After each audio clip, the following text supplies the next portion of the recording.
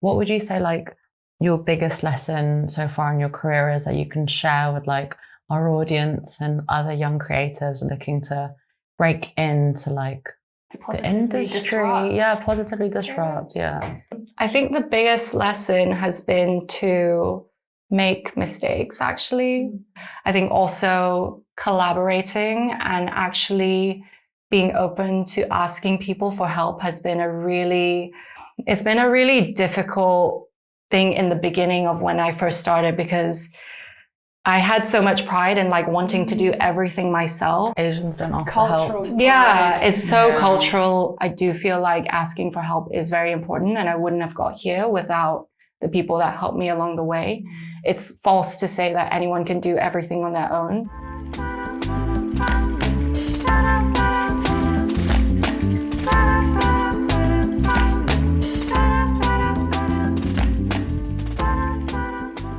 Welcome again to Eastern Hunnies. Today we have a very special guest, a friend of the show, Nicole Chui. Yes. Thank you so much for like coming on board. Genuinely such a fan. And yeah, thank you for coming. Thank you so much for having me. So before we dive into the amazing world of Nicole Chui, let's get professional and read out her bio. Nicole Chui is a London-based Hong Kong Malaysian embroidery artist whose work is, quote, messy, brash, and disruptive.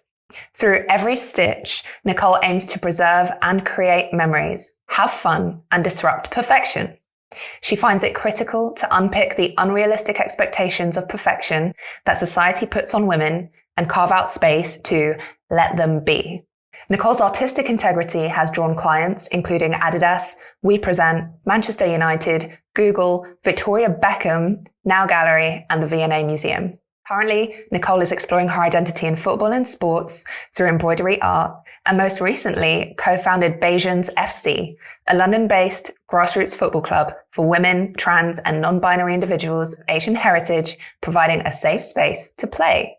Nicole Chui, welcome to Eastern Hunnies. Thank you so much. Thanks for having me. Accomplished, creative, and disruptive. Yeah, wow. I love it. What an intro. What an intro. So in your own words, could you introduce yourself and what you do, and just speak on your existence in this world? Sure. My name's Nicole Chui. I was born in Hong Kong. My dad's from Hong Kong. My mom's from Malaysia.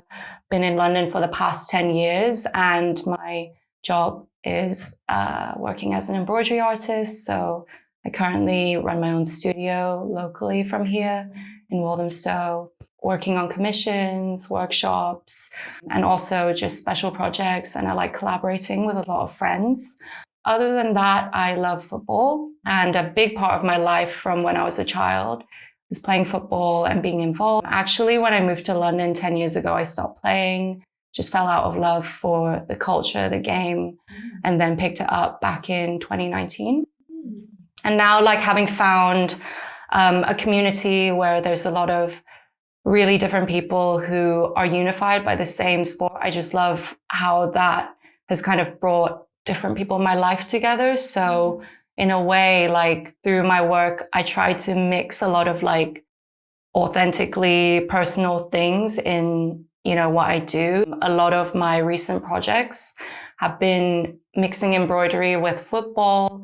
So the custom jersey that you're wearing, the one that I'm wearing, it's all a representation of like what's happening in like my life now. The reason that I've just been very influenced by sport and movement all my life. And I think the embroidery really shaped all of that and captures it. And I'm trying to bring a traditional practice into something that's relevant to who I am now and what I want to share, which is like new memories, new traditions, while still respecting the craft itself. I think it's important to also disrupt pre-existing ideals that I didn't see myself in. So I think it's positive disruption. And that's how I describe a bit about what I do in my personal words. Love the words that you've used. And I feel like that fills in the gaps. For example, I've never seen your work in person until today. And just seeing you open the door and you're standing there in your work, really rings true with what you've just said, because usually I find the football shirt so alienating. Yeah. Particularly a sea of men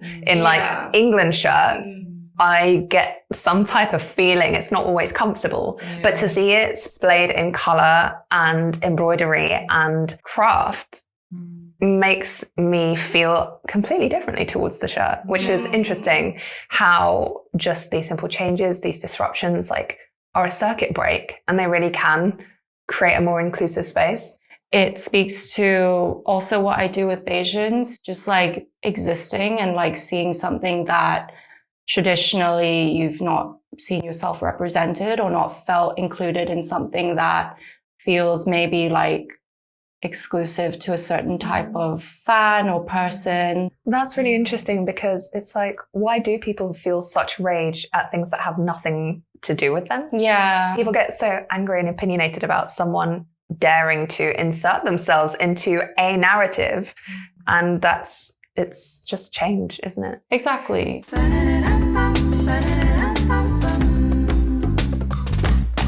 When you talk about tradition and like heritage and legacy, where and when did you move to London? I moved to London in 2013. So I was born and raised in Hong Kong. My dad is Hong Kong Chinese. My mum is Malaysian. They actually met in London. They moved to the UK both separately when they were like teenagers. It was purely for work, and then they wanted to start a family near both their sides. So they got married in London, in the UK, and only moved back a few years after that. Me and my siblings, we all grew up in Hong Kong.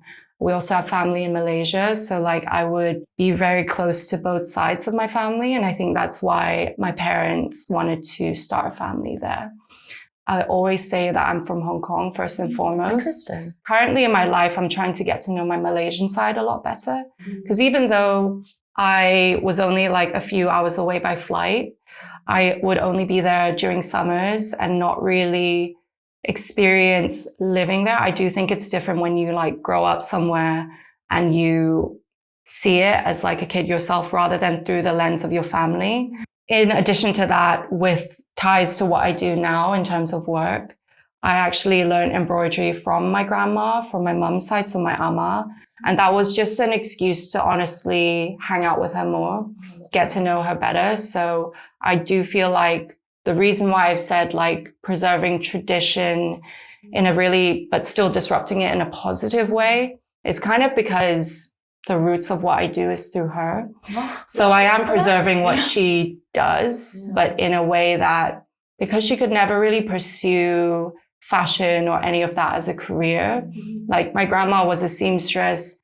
She's a hairdresser as well, like working since she was 10 years old, not by choice. Yeah, it's really important for me to be able to do what I do and try and push it just because of our relationship, which is really close. Yeah, I started learning a technique called English smocking from her, which is really traditional. It's where you gouge pleats and then do very decorative embroidery on top. It's all handmade, how I started to learn. So I guess that is represented in what I do now because everything is hand embroidered. I guess that's where, in terms of tradition, to answer your question, like my roots come from, both from the work side, but also my family side. Currently, I've got family in Hong Kong, Malaysia, and recently, as of last week, I discovered I had extended family in the UK. Oh. My friend Izzy turns out to be a loose cousin of mine. And that's so Filipino coded. Yeah. For the past 10 years, I've like lived in Hackney. We just coincidentally lived in the same block. And like we would go to each other's flats and just hang out a lot. And one day when we went on a trip to Toronto, her grandfather passed away in COVID, and he had a tombstone in Toronto, and this was her chance to visit it. So not to go too deep into it, but basically her grandma's still alive, and in Chinese, her surname is written the same way as my surname, which is very rare for me to see. To cut things short, they grew up in the same compound in Guangzhou, and like the same district, the same place, and are very, very likely pretty much first cousins, which makes me and Izzy like third cousins. But yeah, I met my extended family, her grandma, Izzy's mom, And we just got talking about our family history. I FaceTimed my dad and it was really wholesome. So yeah, discovering I have family here is really interesting and really wholesome, exciting, a new chapter in my life, to be honest. You were saying like your parents met here and They then, did, yes. and then moving away. And then you moving here yourself and then meeting family here. It's almost full circle. Definitely. I think it's just like meant to be, you know, like the universe telling you that And this also, is your space. No matter how fixed you think your identity is, it never is. Yeah. A new surface to look underneath, a new stitch to unpick. And, you know, like all of our families have so many stories between them and we'll never know all of them. Which is like sad, but also beautiful. Exactly. And there's so many hidden things just swirling around that we have no idea about. I really love what you were saying about your Amma, how she didn't have the same choices. And that's something we talk about a lot, like now having choices where our ancestors didn't. And the sense of legacy that we carry feels so much stronger sometimes when you are from these deep-rooted other cultural backgrounds that you bring here. And it's like, what is that fine balance between letting that drive you, but letting that put so much pressure on you because you're trying to honor the ancestors in that way? And I'm also curious because you have both Hong Kong and Malaysia, like what are the like main differences I think that you've seen growing up, and how do your parents, how are they similar and how do they differ culturally? The main difference would be their communication styles. In Hong Kong generally, I think people are more direct and straightforward. And my mum moved to Hong Kong pretty much like to be with, I mean, they got married to be with my dad and like start a family. But so she kind of adjusted her communication style to being more like direct. Whereas I feel like in Malaysian culture, we're generally also quite chilled and relaxed. I think the way that my parents communicate are quite different. I think Hong Kong people are very direct and loud and just say it very like sharply. From my experience of being in Malaysia and like having Malaysian family, the roots of Malaysia are very, culturally diverse. So there are a lot of like different ways that people can just speak so many different languages and it's really cool. The same with Hong Kong, like everyone there can speak like at least 2 different languages because it's a very transient city where people come and go. But I think most people can speak English, Canto, and Mandarin. And that was just the norm for me growing up. But there are like overlapping things. However, like I said, slight differences. Yeah, because I went to Hong Kong earlier this year and it's the first time I've been there as an adult. And I was like, dang, it's a mega city. Even getting on the Star Ferry, I was like, if I don't start running, I'm not going to make it because people are just... It's so populous and it's so quick. The pace is even more so than London. And like, I'm assuming New York, maybe. It's like busiest hours, just the pace Hong Kong seems to run at. But it's super electric.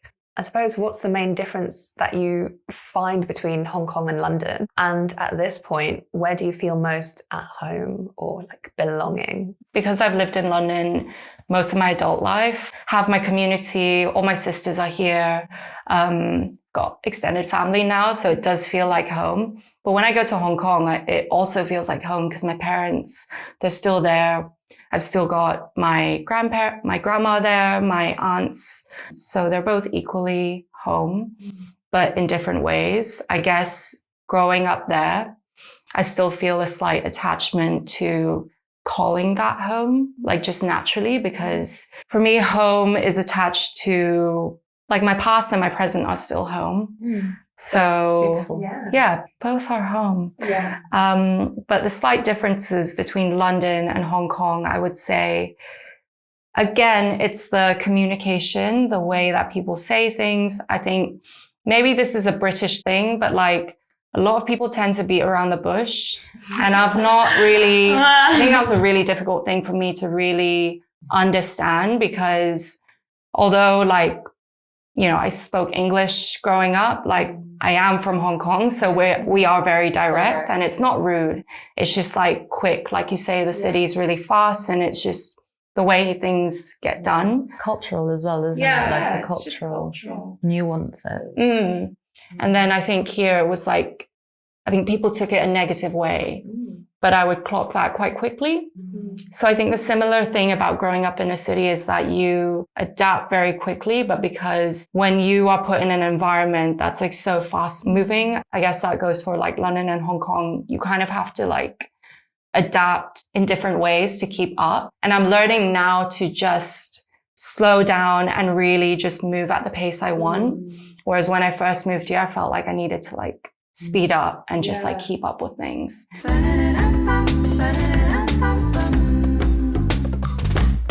London can feel so isolating sometimes. Tell us about how you founded Baesianz.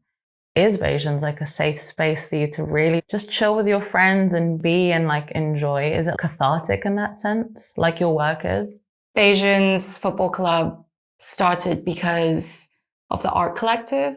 So like the friendships that I had with Sarah and Sammy specifically, especially, who are two of the three founding members of the Baesianz Art Collective. The friendship is the reason that we could even form this. So that in itself feels cathartic, that you have friends supporting each other in that way. What Baesianz Football Club is now, it's grown into something that has been a safety net for different people. There's been so many, an influx of people who've joined. The focus of the club is people.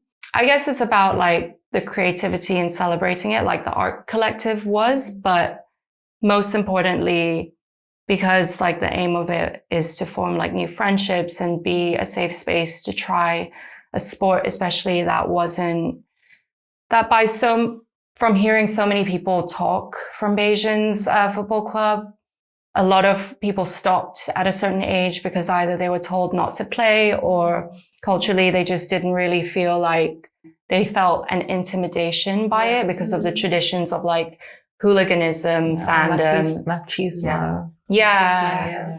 And I felt that too, to be honest, which is why like I did not want to be involved in like football fan culture for a very long time. With the recent EDL situations happening across the UK, it just brought a lot of anxiety on me personally and like so many people I knew. And with Baesianz FC, the good thing about it is that we all really care about each other. Our values are like respect, kindness, and care. And we send a message out to everyone, checking in on how they are, just asking, you know, if they feel isolated, like to buddy up and things like that. And everyone had someone. So that is a very comforting feeling to have. I think that's why I find comfort in the football club alone, because we make it a policy that to kind of join the group so it doesn't get too overwhelming or over flooded. Everyone shows up to a session once or like a social or an event, or if they're from like our cousin football club Rise. Shout out Rise. Yes, shout out to Rise. And if they have friends who want to join, like we want to welcome that. And like we have Sunday sessions called Bay v Bay, which is I love that. Yeah. It's funny because like Eastern Hunnies was also born from a WhatsApp group. For us anyway, it was like a safe space for like Mel and I to like banter through traumas. We met up as much as we could, like me, Mel, our friends Venus and Emily. But it's just like to have a community, albeit online, to like be there for you and hold space for you. It was just so important. So important. And that anxiety during that period was so real. Yeah. For me, for you, like a lot of personal entanglement in all of those things. But I think that's what people don't realize. People have the privilege of not engaging in hostile racism. And people who don't have to worry about the threat of attack simply because of how they look, what their skin color is, how they are perceived by other people. They need to like step up and check on their friends. And they own the privilege of not having fear. So it's like they need to wield that privilege accordingly. Be an ally. Be an ally. Allyship is so important. Those spaces like Baesianz are based on allyship. Yeah. And like you said about people being of diaspora or mixed heritage, we instinctively understand what it means to be from multiple spaces. And at the same time, people from that background in a place like the UK, during times of hostility and xenophobia, it's so important to have those people around, because you can feel so hyper isolated, anxious, and it takes a toll on your mental health. Like throwing it back to 2020, that was an awful time. I think people are in recovery, and the recent situation kind of like brought some of those feelings back up. But the good news is London turned out. Yeah, like the city's turned out. Birmingham. Whitechapel. Yeah. Like they tried to go for Whitechapel. I'm like, dude, it's also Bethnal Green is mostly Bangladeshi. Like, what are you trying to do? We're gonna come. Everyone's gonna come for you. Yeah, they tried it in Croydon as well. I felt super anxious around this time also, and what I reminded myself of was just like, there is so many of us, you know, there's so many of us, and there's like shared community and shared like ideals, and we are visible and we are like present. And that in itself like gave me the courage to be like, no, like I'm never going to minimize myself again. Like it made me remind myself that there are strength in numbers and there's power in community. And to me, that was really important in order to just like rewind and be like, no, like we're good. Like we're okay. They want us to be existing in the fear. Anxiety and fear. Yeah. I think what you said about privilege as well is something that a lot of people who've kind of newly joined Baesianz have started to realize their friendship groups have like changed because of realizing the lack of care that they've had, and some of them have cut a lot of their old friends out who are able to overlook these things. I guess because we are a group that are for people of Asian heritage, it is confronting of your identity, your cultural identity. So when you try to assimilate and then like not realize how much trauma you had to go through, and then this is like a wake-up call, it's like, because you have new friends in this group who get you, it's a different feeling when you are understood. And I think that's what's also been like a interesting thing to see with Baesianz, realize that change and that growth in like different friends that I've made and what they tell me about like how they're starting to embrace their Asian identity more and just be real with it. It's an important thing to really embrace your roots. And find your people. And sometimes when you move to somewhere new, you just feel like you have to reduce yourself to like fit in. And that when you're a person of color, like that sometimes means changing the way you speak or reducing kind of like the way that you express your cultural heritage.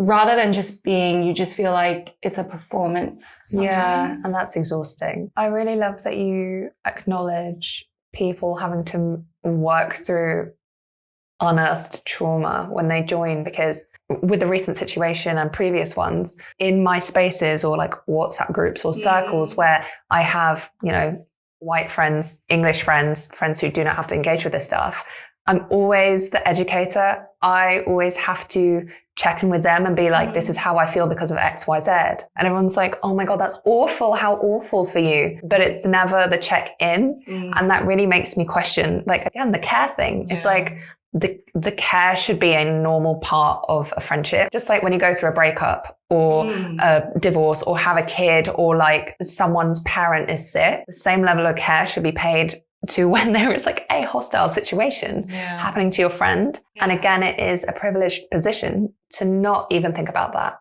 And to just be like, oh, this country's going to the dogs on BBC, and then just like crack on with your day and like do your gardening. Makes you question the quality of your relationships, doesn't it? That's why I think communities like ours, one of many, are very important, because it is about that care. But I want there to be more spaces like that, or like just a general like allies to really understand that and for that to influence people in a positive way. Like to add to that, actually, there's a youth group called Creative Shift. Not a youth group so much, but they're a part of UAL or a tutorate. It's called Creative Shift. And it's to provide support for like students from underrepresented communities. Whenever I like work with them or like have a workshop with them, I always say like, I wish these spaces were available when I was a student, like way back when, like thinking about Baesianz. I would love to have, you know, there been like a football club or something for like people like me. My family and I were like very like kind of like early immigrants to London. And I remember secondary school when like my brother and I were playing b-ball at the park, some Air Jordan shit. And I was so excited. I was like, yes, let's play. And then there was these two other Filipino boys at the court. They just completely ignored me. They just completely ignored me. And then they were like to my brother, oh, do you want to come play with us? Do you want to come play basketball with us? Ugh, it just felt so shitty. And then I actually went home. I don't remember if my brother stayed and played with them or not, but I went home and just remember just feeling so upset and invisible and minimized. Sport is to be enjoyed by everybody. And this is something that I think is really cool, like football just being more accessible to everybody. So yeah, I think it's just like a really powerful testament as to like the power of community and the power of these spaces opening up, because representation and inclusion is important. It's not just like buzzwords. It actually matters to people, because like, who knows if those boys were a bit more like inclusive, or if there was spaces like Baesianz back in the day, maybe I wouldn't be so like low-key a bit anxious to play, because I'm a bit like, is this my space? Like it kind of like shut me down, not gonna lie. That, firstly, deep. Misogyny is the same in every language. And also sports has such a long history of hating women or hating anyone who's not male. And the disparity. The disparity is jarring. I mean, instances of that have happened to me going to an English primary school and being told you can't be on the football pitch. Like, you know, whatever, like I'm not an athlete, but again, like all these tiny, tiny instances are like little wounds that add up to this gaping gash where you're like, I wonder why I feel so triggered when I see like guys playing sports in the park. And it all stems from exactly, it's not a safe space. And it is threatening. Like when you internalize all of those circumstances, then it gets to the point where late at night, maybe there's like a big pack of like a football team, all men on the train, laughing loudly, joking, or at the pub, and you just feel really intimidated. It's because of instances like that that have signified to you over and over again, this is not a safe space. And it's not for you. You know? Yeah, I still feel that, to be honest. Like when I see a group of men from like a football game or whatever, I'm just like very distant from that. Seeing football fans as like very mask, very like hooligan vibes. So I just really, that's a side that I think a lot of us don't really care much about. Baesianz, women's football, like football in general is just a very enjoyable space. And it's just something that has glued so many elements together culturally, on a friend basis, my family as well. I'm able to include so many different parts of my life because of it.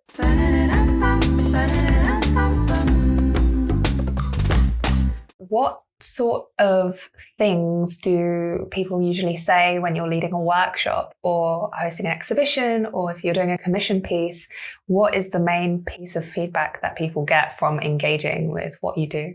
It's really interesting what people say, because there's so many different types of people that come to my workshops or like experience my work through exhibitions or any commission that they've seen. You know, embroidery is a very traditional, very kind of beautiful, delicate, but the way that I think I've expressed myself, my identity and my style as well through stitch is really the antithesis of what is seen as traditional embroidery. It's just it's a different avenue. So I think people are just always curious in passing or like in exhibitions. A lot of people think that if they see it online, they think it's often illustrated, but then they're also like, oh, it's really loud and like striking.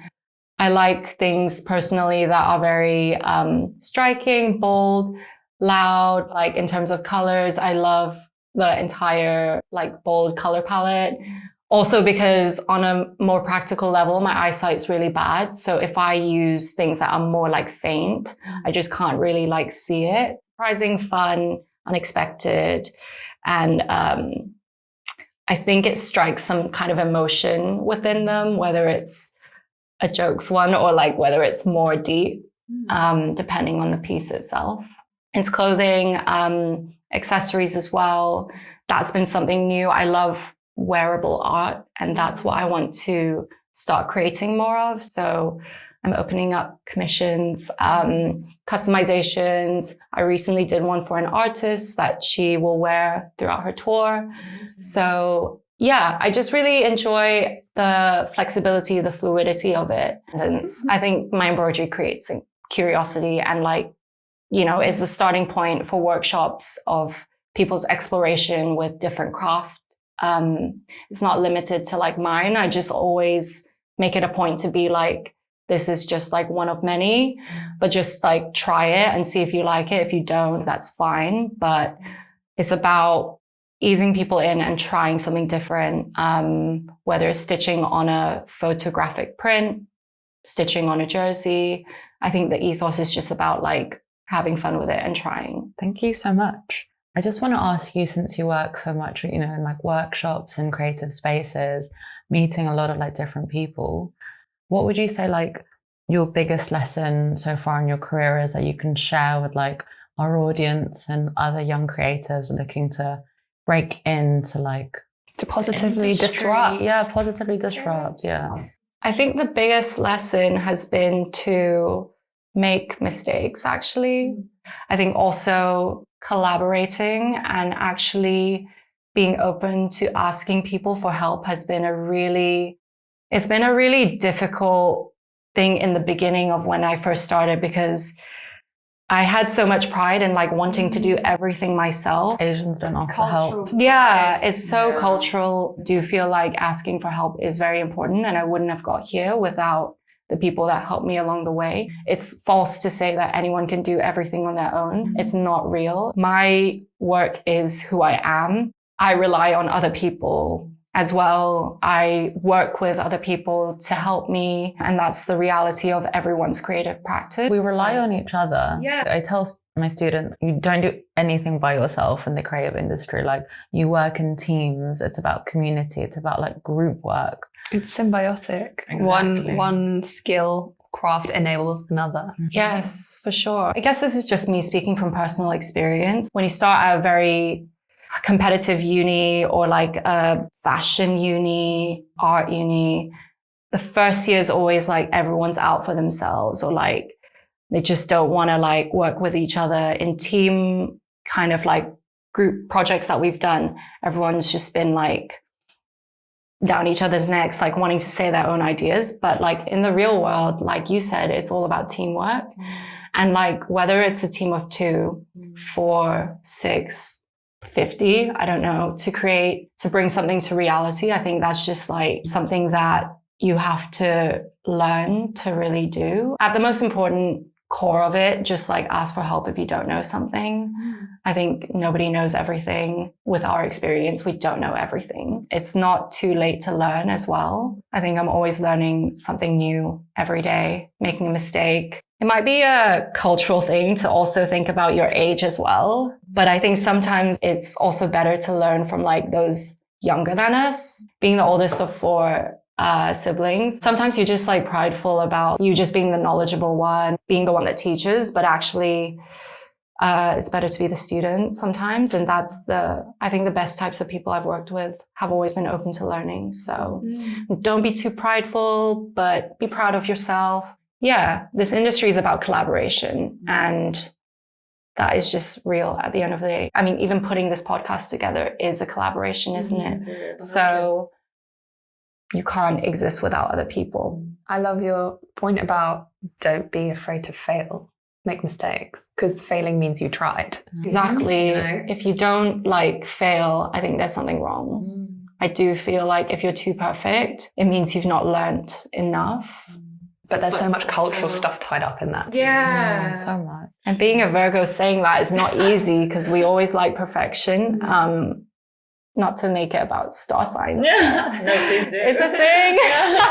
Yeah, Thank you so much Thank you. for your beautiful words. Yeah. And we want to just reiterate how inspiring you are, how exciting it is to see not just a person, but a person of your background with whom we resonate, represent, exist in spaces that have otherwise not been inclusive towards people like us, and also positively disrupt with your art and your craft and your color and your imagination. So to close out, we just want to ask you if you were going to write a love letter to the diaspora, keeping it short and sweet, what would you say? I think I would say count on each other and, move at your own pace.